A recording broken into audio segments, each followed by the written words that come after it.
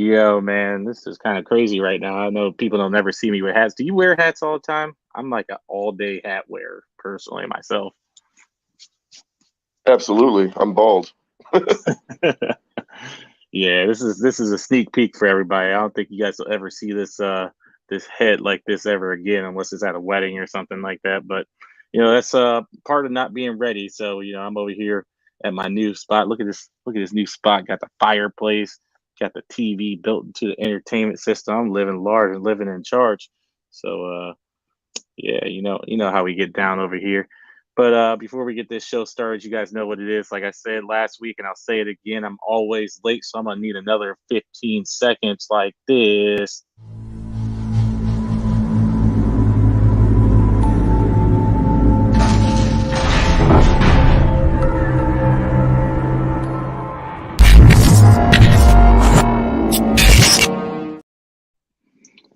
That's so fun. I really like that. Drew did a really great job with that. But anyway, welcome to Terrific. this. Welcome to the show, guys. You know what it is. IU We Talk Live. You got me and Stan Carlo Gianton. I don't even know if I said that right. I don't like the That's regular close enough, person. baby. I don't like the regular person that name is associated with. So I don't really know how much I like that name either. But we're gonna go ahead and go through a few topics here today. We're gonna talk about some the U.S. Open, of course, the NBA Finals, which left me a little bit distraught. Those last three games were obviously just a heartbreaker. And then we got a couple other little topics for you. But just to kick things off here today, we are going to talk about a little bit about Baker Mayfield, a little bit off of him as well, too. So the surrounding situation in general. But a lot of reports came out last week that the Carolina Panthers and the Cleveland Browns are heavily talking some trade about getting a trade done between the two of them. I've heard so many different rumors about it, from Sam Darnold potentially being involved to somehow it being a three-team trade and landing Jimmy Garoppolo in Cleveland. Um, I've heard a lot of things. So, what have you heard anything about that? What do you think about this whole Baker Mayfield thing? I think we're all ready for it just to end and be done with. Yeah, I think as Browns fans, we're waiting for a lot of closure on a lot of things. He has to get traded because I don't think he's going to want to play, man. I feel like if I was him, I'd probably feel done dirty as well. But yeah, they got to get rid of him. I we'll see who we can get. I mean, your doppelganger is not horrible, Jacoby Brisket, right? So, you know, they have to. We'll see. I mean, I think to a point we're talking at nauseum about this because we don't know what's going to happen. So it's kind of like we can all watch whatever Fox Sports, ESPN, hear it from here, hear it from there. It doesn't matter. We don't know what's going to happen until it happens. So, I mean, but they got to get Baker out of there, and hopefully they get something for him.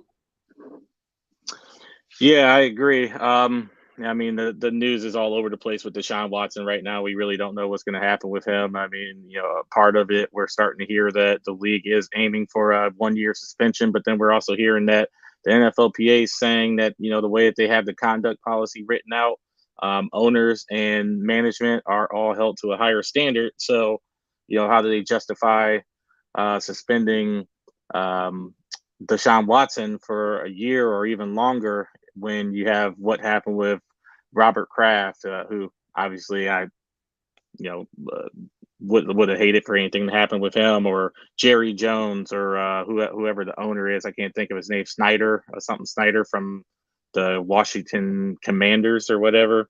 Right. Um, But I these. mean, there's got to be something to be said about the difference of an owner and the players. Like what are they going to do to the owners? Like we get half of your earnings from that game or something. I mean, can't really suspend the owner too. But I mean, I understand what you're saying. It's definitely a precedent, but that's kind of apples and oranges as well. I would say. Yeah, I think that would probably be the loophole portion of the conduct policy. I mean, in order for them to put a statement like that, I think they should have predetermined what they would do to owners if anything like that came out. Yeah, it may hurt the team more than anything else, and it may suck for the players because they can't control what the owners do. But heavily, uh, you know, dock them draft picks, heavily fine them. Because you're right, a suspension isn't going to do anything. They're taking vacations most of the time anyway. So, Right. a suspension for them, it's like, oh, I'm going to spend this game on the yacht, watching instead of up in my box or whatever with whoever I'm entertaining. So, um, I mean, nonetheless, it is an area that the NFLPA is going to attack, and let's see what happens with it.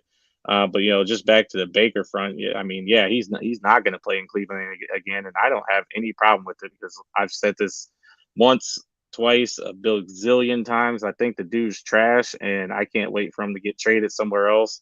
And sure, he'll probably have a handful of good games where everyone's like, "Ooh, I told you so." But look, the dude's just not good. So I'm just ready for them to get rid of him so we can just stop talking about it. I'm tired of talking about it, but it's news nonetheless. So we are talking about it. Um, it would be nice if they could get Jimmy Garoppolo though for at least 1 year, if that's really what's going to happen. Is Deshaun Watson being out, because I think that would even be an upgrade, a huge upgrade over Baker Mayfield. So I did also hear that Cleveland is willing to take on half of his contract. That's the most they're willing to do. So let's see where teams are at, Carolina specifically with that. Um, I don't know how much this lines up, but I do know how much Drew likes to use this. So I'm going to do this for him. So we are going to hop into the news. The news. What's in the news? The U.S. Open was this previous weekend. And I'd be lying to you if I said that I got a chance to watch it. I was moving my mom. For everybody who is watching that knows me, you guys probably knew that. So, unfortunately, I didn't get a chance to keep on it. But I do know that Kai said he actually got a chance to watch all of it. So, what happened? What'd you like about the Open this year? It came down to the very end, man. It was just fun to watch if you're just sometimes golf watcher. And I, for the most part, am. I'll watch the majors and a couple of the bigger tournaments, I guess. But um, this Matt Fitzpatrick guy, evidently, he won the junior tournament at the same course. I want to say it was 8 years ago, and then he won yesterday. Zalatoris missed a putt by maybe the width of a penny or dime to tie it up and make it go into extras, but he missed it, and it was just fun to watch till the very end. I mean, all these guys, it was weird. Some of these guys were shooting +3 the day before, and just trying to get back into it. Some of them shooting like a 6 under for the day just to even have a chance. But I mean, it was good. It was good golf, and it made some of these guys playing hit it in the trap, kept it in the same trap after a shot, and then hit from that trap, same trap again into another trap. Made me feel like these guys are human too, because they some of these holes I was like, man, that's me, dude. So I think that golf course is probably a lot tougher than any course I've ever played as well. But you know, it's nice to see that these guys are humans too, and they're capable of sometimes being as bad as either of us. That's for sure. But Yeah, yeah, it was really good golf, man. It was fun to watch all the way to the very last putt that again Zalatoris missed, and I think this is his third major. He's came in second, so I think he's a name to watch out for. But this Fitzpatrick kid, he looked really tough yesterday. So good stuff, man. yeah, I'd probably shoot like a 230 on that course. I imagine, because I don't do too well now. I think my lowest round I've ever shot was 103. So you put me somewhere out like that, I imagine I can go ahead and add 100 strokes plus on there. I did watch a little bit on Friday while I was at work. I kept tuning into it just to see what was going on. So I'm kind of curious if you happen to know, where did he finish? Because I know he was playing pretty decently well on Friday. He had the lead until I think maybe the last or the second to last hole on Friday, and then he just ended up finished tied at the top. I think -3. Yeah, he ended up. I think he was tied for fifth or something like that. Um, I can't remember exactly. He fought back for a second, but I think he was 2 under or 1 under Yeah, with the tournament. He yeah, he was was. kind of, I guess he was kind of streaky. Yeah, because he was putting extremely well on Friday, and then his drives are typically pretty good, but he wasn't necessarily leaving the drives right where he wanted them on every hole. But then there were a couple where he just really rebounded and saved himself. So Yeah, I was But kind of curious to see where then he. again, when you're looking up at the leaderboard and you're 2, 3 holes ahead of him, so you have less holes to catch up to these guys. You're kind of taking a few riskier shots, I imagine. So he had to do what he had to do, but you know, just fell a bit short, I guess. Right. Well, yeah, he's since if I don't see Tiger, that's typically who I'm pulling for is Rory. And it's just the two people's names who I've seen the majority, so that's just where I am. But oh well, maybe he'll get him in the next one. I don't even know what the next one is, but I'm sure we'll hear about it sometime soon. Um, so yeah, the heartbreaker, of course. Yeah, the Boston Celtics, man. After being up, what 2-1, they lost 3 games in a row. Yeah, I don't even know really what to say about this. Honestly, I just Golden State's really good. I mean, we knew that. We've known that for a long time. A healthy Golden State is just dangerous, and I think they're going to be even more dangerous next year. You go and look at that roster. James Wiseman didn't even play. A couple other guys were a little bit banged up. Andrew Wiggins played out of his skin, if you ask me. But he's also been a player for years and years now. Who we're just like, man, what happened to his potential? And he might have just fallen in the right situation. Which all of this occurred. Even Jordan Poole's stepped up as well, and all of this occurred because Klay Thompson was out for 2 years in a row, and they got these trade exceptions that they used, and got these guys some playing time and learn how to play with Steph. And at one period of time, he even got injured, and they all just came to form. And I'm telling you, this team being favored next year isn't just because they won the NBA title; it's because they are, as a healthy squad, easily probably the best team in the NBA. I think the Celtics were probably playing with house money, and they could have went ahead and pulled it off, but I think a lot of things went against them. One, um, probably the fact that I think ESPN really set them up for failure. I just kept reading how they were heavily favored. Even after Golden State tied up the series, they were like still favored 80% to like 20% or something. I'm just like, where are these percentages coming from? And even after they won, I think Steph and Clay and a couple people mentioned that they hear what's going on in media, so they hear about all the doubters and everything like that. And it's just that extra bulletin board material that you don't have to give a team that has all this finals experience. So I don't know. I really don't know what it was. Maybe the NBA is not ready for the Celtics to break the tie with the Lakers. Couldn't tell you. But then the other thing is I just think they need a point guard, truly. Much as I loved Marcus Smart, your point guard being a defensive player of the year isn't something that's going to help you. You need a consistent playmaker. And what happened is that we ended up having to trust the ball being in Jason Tatum's hands a lot more, playing point, trying to create for himself and others. It's not a role that he's necessarily used to. He was able to squeak through the Eastern Conference. 2 Game 7 shows that. But then you run into a team that they made adjustments, and Steve Kerr is an amazing coach, of course, and Mike Brown even always been a great defensive coach, and they just were unable to turn the corner. So he now owns the record for turnovers in the postseason. LeBron owned it before that in 2018, which coincidentally was when he did not have a point guard. So I think Tatum's getting knocked a lot, and he shouldn't be, but whatever. People are going to down you when you're down. That's the nature of the world. But I don't know. What do you what do you think about that series and how everything played out? Well, first off, the next major is the British Open. Just wanted to point that out. But all in all, it was a good series, man.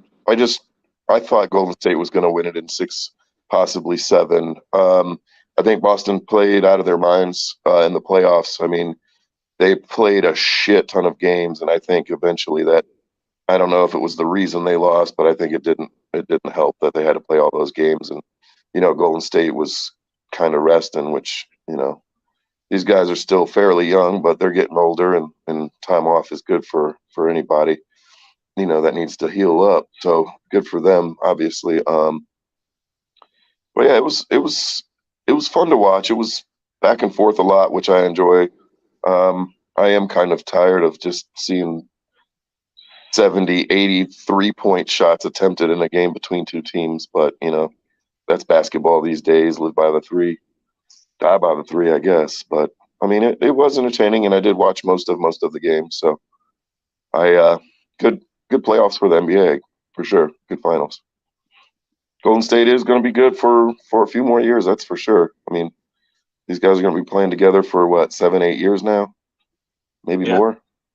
So yeah, it's going to be tough to beat them. Whoever comes out of the West next year is going to be probably the favorites again. So we'll see.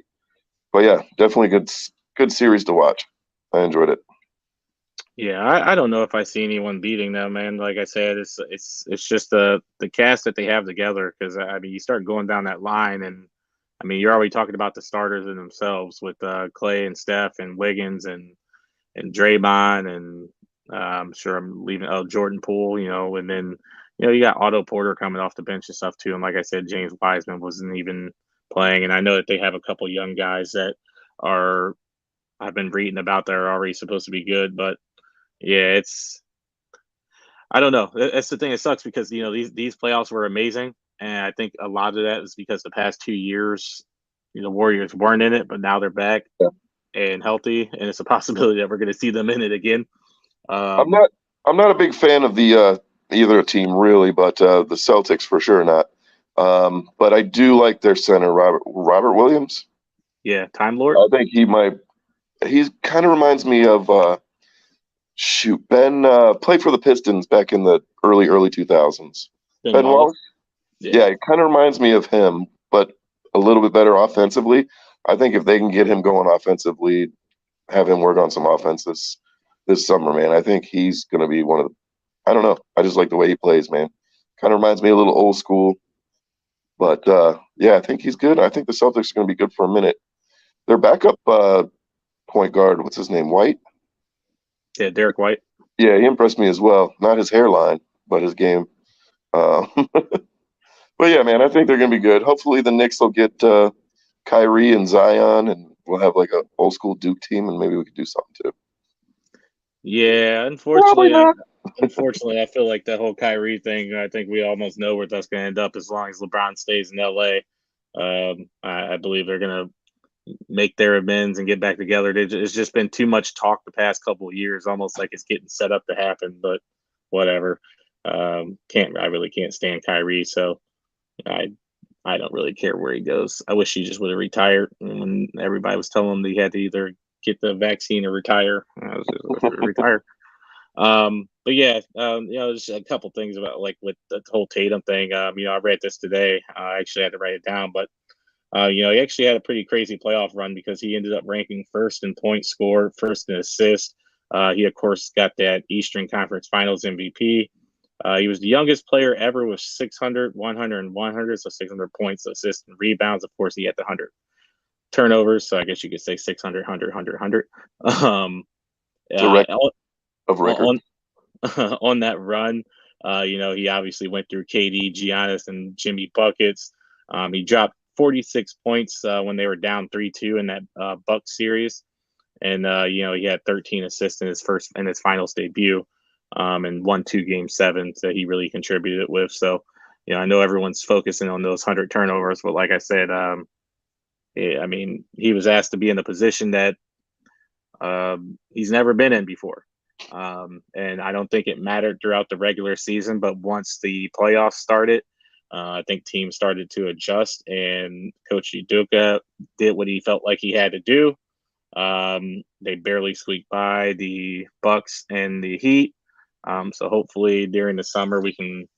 I hate to break this team up. That's the big thing about it, is because obviously for them to just be 2 games away from winning an NBA championship, and who they lost to being the Golden State Warriors, I hate to break the team up. So if they can go out and just get someone who can just run point, not necessarily be crazy offensive, like let's say Ricky Rubio or something like that. Like I think that will work wonders for them, especially because they're a team that doesn't necessarily want to have a ball dominant player. But if that were to not work out, I mean, there's a lot of rumors about them still trying to go out and go get Bradley Bill, which he's not a point guard, but him and Jason Tatum are really good friends, and grew up together and everything else. And he's an efficient scorer. He would help us out there. And then there's a possibility that they could go and try to trade for Damian Lillard, which if they were to do that, I do imagine that Jaylen Brown would probably have to be included in that. I think he is the asset. Hate to get rid of him, but him and Bill do play the same position. So I really do think that would kind of cross each other out. And then Damian Lillard, I mean, I think he's 33 years old or something like that, and everyone's kind of him and the hauling about age. I'm like, well, MVP of the NBA Finals just is 34, and he just dropped buckets on us all day long. So I'm not worried about Damian Lillard being 33. And him, Tatum, and Bill played amazing for Team USA together. So Portland likely will be looking to move him because they are about to sell that team. I think I can't remember if the owner passed away and then his wife got the team, and it was just up in the air before they figured out what they were doing with it. But I do know that she is now essentially being forced to sell that team. So when that happens, I think that a whole bunch of things are going to get shaken up there. I don't think Lillard will be there for too long, so wouldn't be a bad move for the Celtics. Let's go ahead and hop over to some quick takes. I think his signature segments or everything. I think this is it. This is it. Signature segment time. Quick takes. I think he does something like one bump bump bump bump. I don't know. It sounds about what he does. I'm just trying to mimic what happens here. So yeah. So quick takes. I guess we were supposed to talk about the Guardians, but look, I'm going to be honest with you. The two guys, or the one guy that wanted to talk about the Guardians, isn't even on the show. Good job, Guardians. You guys are playing well. I think you won like 15 of the past 18. More power to you. But you're dealing with a Boston Red Sox and New York Yankees fan, so we're not here to talk about them. So I'll let you go ahead and kick it off with your baseball quick take, Kai. What you got? I thought the Yankees were going to be pretty good this year, but they are killing it. I mean, they're going to have 50 wins before they have 20 losses. They're just playing out of their minds right now. And again, we talked about it earlier in the season, but it's really their pitching that's doing damage. Really good. I am very impressed though by the Guardians. They're playing kind of out of their minds too. 8-2 in their last 10 for sure. They went on and beat the Dodgers, who are the favorites to win the World Series. They took 2 out of 3 games down or out west there in LA. So yeah, they're playing really well. Yeah, I don't know what you want to say about your Red Sox. They're 13 and a half games back, but you have the floor, my friend. Yeah, 13 and a half games back. It ain't that bad with a long ass season ahead because they started off extremely slow, and they are playing a lot better, to be honest with you. So I think at one point in time they were probably about damn near close, if not 10 games under 500. So I'd like to swing at things the way that they're going right now. Of course, you guys are playing well enough to keep that lead, but we're only a half a game back from it looks like Toronto or something like that. So Tampa. Half game back from Tampa. What's this +2? Oh, so okay.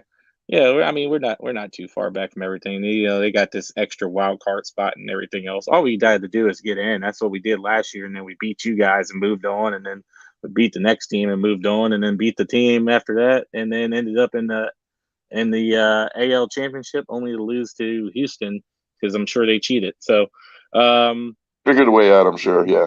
Yeah. So I'm not worried about it. Since Cora, every year that Cora's there, they figure it out. There's a lot of things going on with this team. They had to make a lot of adjustments. The addition of Trevor Story, he's playing second. He's doing pretty well. He actually started the season off extremely slow.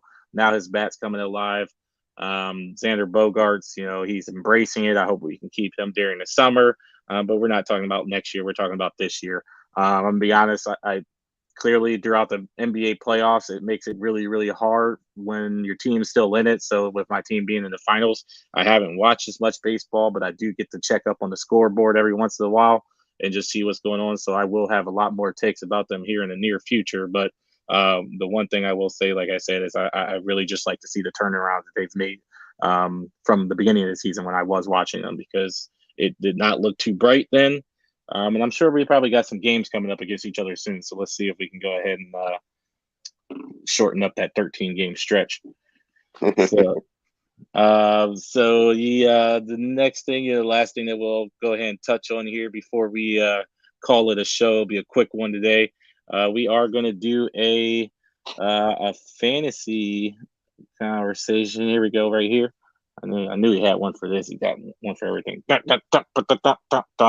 don't know. It's still bad. I'm gonna work on my own thing. I just, we didn't know that Drew was gonna be taking an extended break, but uh, we'll have something soon enough. So yeah, today we're just gonna do like a quick one. We only planned on doing two because we thought we were gonna have everyone on the show. So we're just gonna stick with two because that's all I came up with.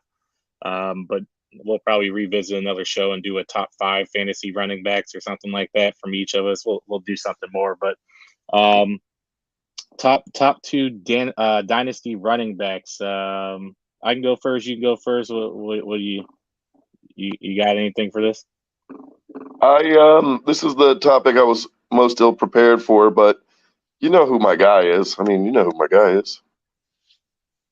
Yeah, you still gonna hang your hat on that guy, huh? I mean, Derrick Henry. after the injury and everything, he's getting up there in age too, man. We're talking about dynasty. Yeah, that's all right.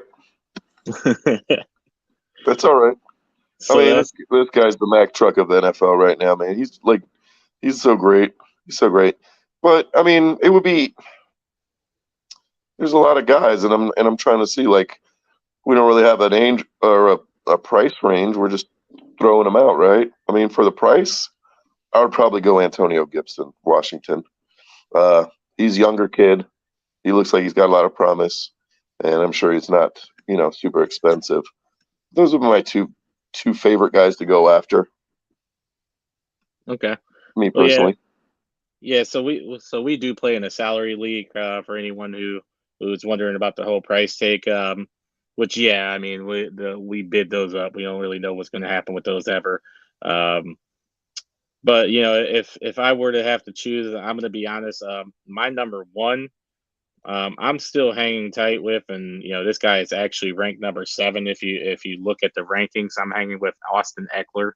I he said he wanted a little less volume, but the thing that really gives him value is his ability to catch the ball out of the backfield. A lot of times, I can't think of it. Justin Herbert, is trying to get that ball out, and if he doesn't have enough time to get it downfield to Mike Williams, and he's either dumping off to Keenan Allen or Austin Eckler. It's been like that for years. I don't expect it to change. So I really like Eckler's ability to catch somewhere north of 80 balls again. And then the touchdowns just adds the volume on there. He's going to get his carries. Now they did bring in, I believe, what's it, Spiller? Yeah, because I think Cook went to Buffalo, so Spiller I think went to the Chargers, but it'll take a little bit of time for him to get adjusted to the NFL to the pro level. So I'm really bumping Eckler up, especially over some of the guys that I see in front of him. Javonte Williams is actually who I have two behind him. Coincidentally, I own both of these guys, just to tell you the truth. Javonte Williams, though, there's a lot of concern with Melvin Gordon being there again. But to be honest with you, Melvin Gordon had his season wasn't all that great. If you go and look at yardage and everything else, really where he had great games at was because he was pulling a Mike Tobert on Javonte Williams owners, and he was just stealing all the touchdowns after Javonte Williams would start doing the work. So Jay Will, I think he's up and coming. Their schedule this year is kind of rough, but when we're talking about dynasty, we're not necessarily only looking at the season in front of you. You're looking a little bit later on down the line as well. And like I said, for one, we know that Melvin Gordon isn't going to be there forever. And then two, if you go back and look at some of the script from last year, the man was just trying to hold on for dear life for his job. Melvin Gordon dealt with injury throughout the entire season. He showed up on almost every single injury report.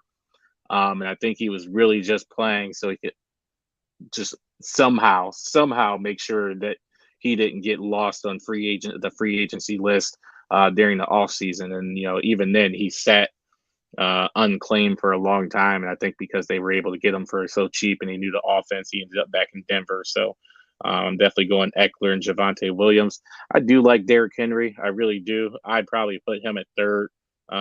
It'd be between him and Najee Harris. I think Najee Harris goes behind him just because their quarterback situation. We don't know what's going on, so that's the potential to have the box stacked behind them.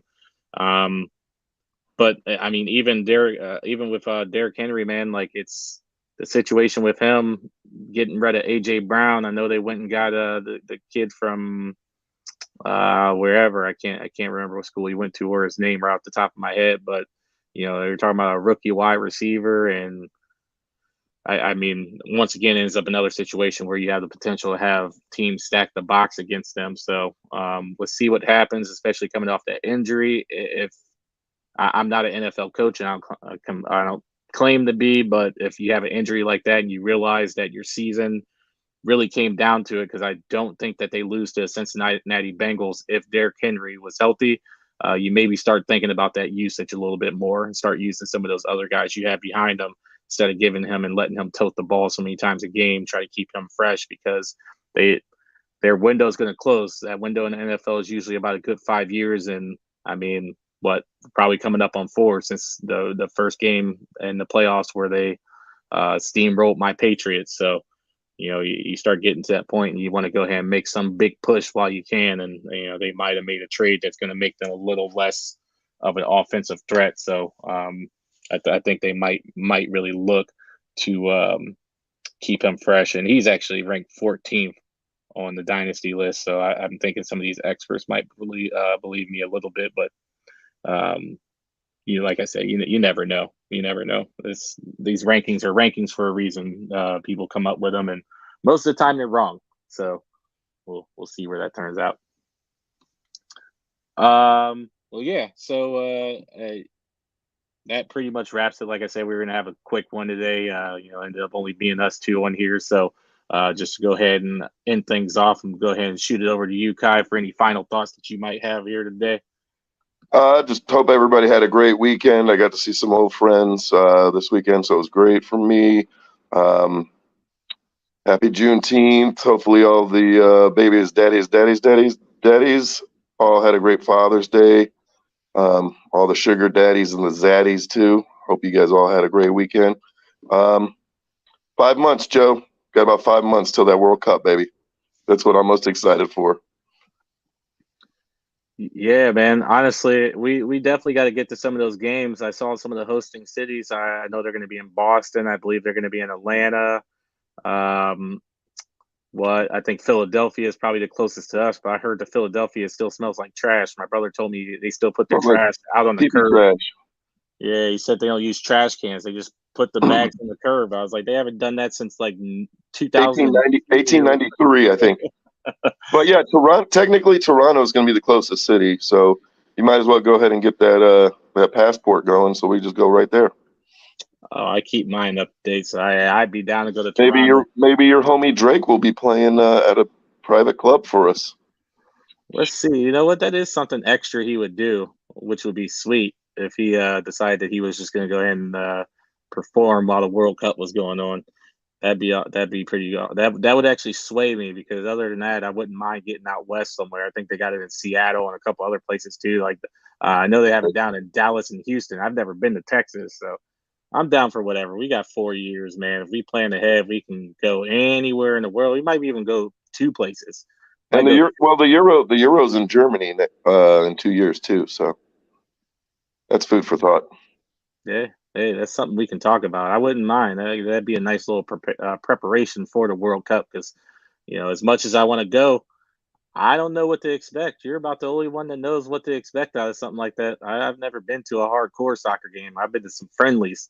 So, yeah. Usually the international games are they're not like club games. They're like, there's going to be hooligans, there's going to be ultras, whatever you want to call them, but for big games like the World Cup, they heighten security, so it's usually, for the most part, safe.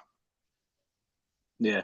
The good thing is that all of these places that they're hosting at, I believe, all have stadiums already, so we don't have to worry about anything collapsing. So that's definitely a promising sign for us here. So, for me, same thing. Juneteenth was yesterday. It's great to see that people are starting to recognize it and talk about it. Happy Father's Day to all the dads out there as well. My dad and everyone else's dad, all of the parents out there who are even the moms out there who are acting as fathers because there may not be one around or something like that. So yeah, I think everyone should, appreciate what they have. Other than that, like I just guess I'm ready for baseball, man. Like I sucks that my boys didn't hoist up the trophy. I think the Warriors had their parade today. I saw it on Twitter, and I just immediately closed my Twitter and haven't opened it since. So, I didn't have that end the way it should have, but hey, it is what it is, man. Close, no cigar, but I guess I'll take being close. But yeah, so thanks to everybody who joined. Next week maybe we'll actually get the other guys on. Maybe me and Kyle come up with the topics, and then we won't be on, and we'll leave them with it. So Whoa. see how that goes. Drew, you owe me $50, baby. Yeah, and then I'm sure Jeff will have some horse racing tips for us and everything like that. I hope he's enjoying the Cubs game and everything. He's out in Chicago enjoying his time. So, yeah, I guess they're I actually losing 7-0 to Pittsburgh right now, but they're playing in Pittsburgh right now. Well, I hope. Yeah, he's probably not having that good of a time then, but he'll be all right. Cubs suck, dude. Well, I guess I'm gonna end this. Let's see. I don't know which one it is. He has two of them. I'm gonna guess it's this longer one because it seems like it's all very long. So, we're just gonna go ahead and dip out like this. We'll do it live. You can't even get it right after 5 takes. Why would I agree to do it? That's not the right one. I know right now it's not the right one. Let's try this one. I can't do it. We'll do it live. Okay. Okay, never mind. We're just gonna end the way. It was the other one. These guys show me what's going on here. We're just winging things here. But anyway, until next time, everybody, thanks for joining us. And my fingers are cut off, so that's not really a middle finger, but that right there. Peace out. I'll holler at y'all.